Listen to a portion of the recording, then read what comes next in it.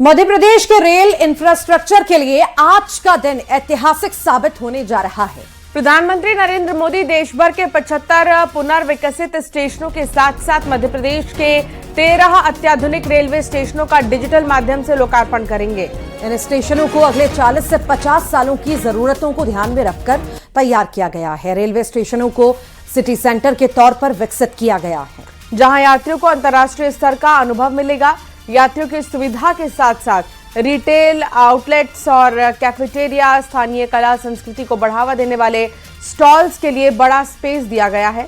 वाहनों के आवागमन को जाम मुक्त करने के लिए एक आधुनिक और सुव्यवस्थित पार्किंग सिस्टम तैयार किया गया है।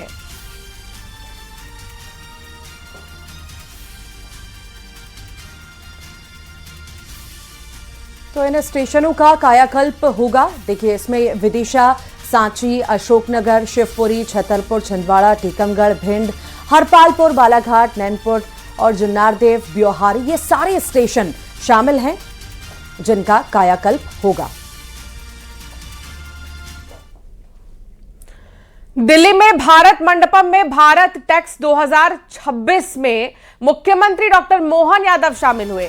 सीएम ने अलग अलग स्टॉल्स का जायजा लिया, साथ ही उद्योगपतियों से 1-to-1 चर्चा की। सीएम ने कहा कि एमपी में 1552 करोड़ के निवेश का प्रस्ताव मिला है, इससे राज्य में रोजगार के अवसर बढ़ेंगे। उन्होंने एमपी में निवेश के अवसरों की चर्चा की और कहा कि एमपी में फॉर्म टू फैशन की क्षमता है, सस्ता लेबर, पानी, बिजली, सड़क की सुविधा है। सीएम ने रीजनल इंडस्ट्री कॉन्क्लेव का भी जिक्र किया और कहा कि हर क्षेत्र में उद्योग लगा है।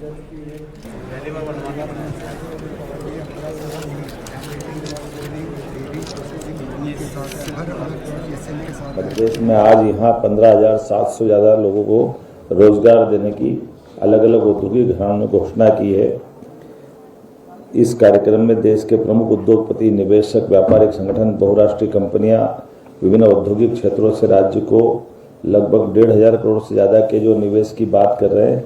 मैंने माननीय मंत्री श्रीमान गिरिराज सिंह जी ने भी इस बात की मध्य प्रदेश सरकार के लिए सराहना की कि मध्य प्रदेश सरकार जो कहती है वो करके दिखाती है। इसलिए निवेशकों के साथ जो एक सौहार्दपूर्ण और मजबूत रिश्ता मध्य प्रदेश सरकार के इस इंडस्ट्री गारमेंट के व्यापारियों के साथ बनाया है, यह देश में उत्कृष्ट है।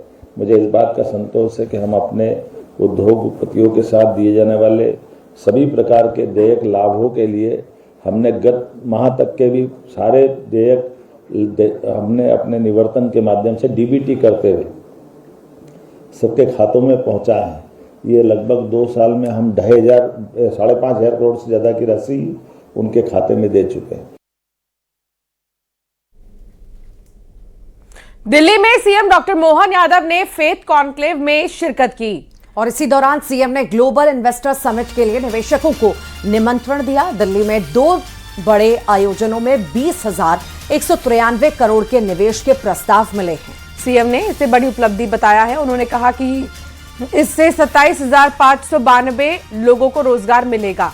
भारत मंडपम में आयोजित टेक्सटाइल राउंड टेबल में प्रदेश को 1,552 करोड़ के निवेश का प्रस्ताव मिला है।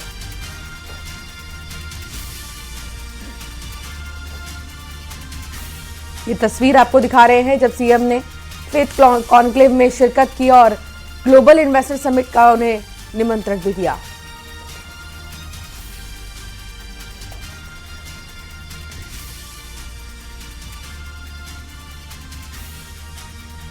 तो एमपी के लिए बड़ी उपलब्धि और इसका जिक्र सीएम डॉक्टर मोहन यादव ने भी किया। 27,000 से ज्यादा लोगों को इससे रोजगार मिलेगा, इसका भी जिक्र सीएम ने किया है।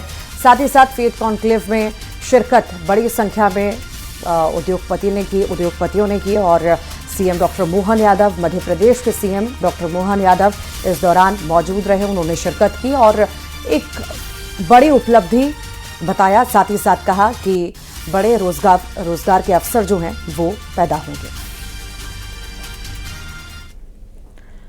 विंध्य की धरती ने एक बार फिर प्रतिभा का परचम लहराया। मऊगंज के मगनिया गांव के पुष्पेंद्र कुमार चतुर्वेदी ने बिहार लोक सेवा आयोग की 70वीं संयुक्त परीक्षा में सफलता हासिल की है। पुष्पेंद्र कुमार ने राजस्व अधिकारी का पद मिला है। पुष्पेंद्र दिव्यांग है, लेकिन इसे कभी उन्होंने कमजोरी नहीं बनने दिया और पुष्पेंद्र ने शुरुआती पढ़ाई रीवा से ही की। इसके बाद उन्होंने अपना पोस्ट ग्रेजुएशन इलाहाबाद यूनिवर्सिटी से किया। और दूसरे युवाओं के लिए कहीं ना कहीं किसी प्रेरणा से कम नहीं है पुष्पेंद्र।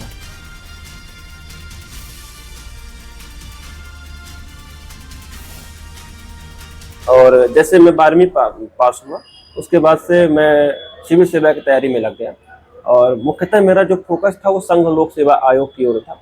मेरा लक्ष्य IAS बनने का रहा है, लेकिन उसके साथ ही साथ मैं राज्य की सिविल सेवा परीक्षा में भी प्रयासरत रहा हूँ और इसी उद्देश्य से मैंने 2024 में BPSC का फॉर्म भरा, जिसमें मुझे सफलता प्राप्त हुई। और उज्जैन में बाबा महाकाल की भस्म आरती हुई है, जिसमें बड़ी संख्या में श्रद्धालु शामिल हुए हैं। और आप भी घर बैठे बाबा महाकाल की भस्म आरती के दर्शन कीजिए। देखिए ये विशेष दर्शन, दिव्य और भव्य भस्म आरती बाबा महाकाल के दरबार लाखों श्रद्धालु पहुंचते हैं, शीश नवाते हैं। और ये तस्वीर आपको दिखा रहे हैं जब बाबा महाकाल की भस्म आरती की गई, मंगला आरती की गई, उनका ये विशेष श्रृंगार।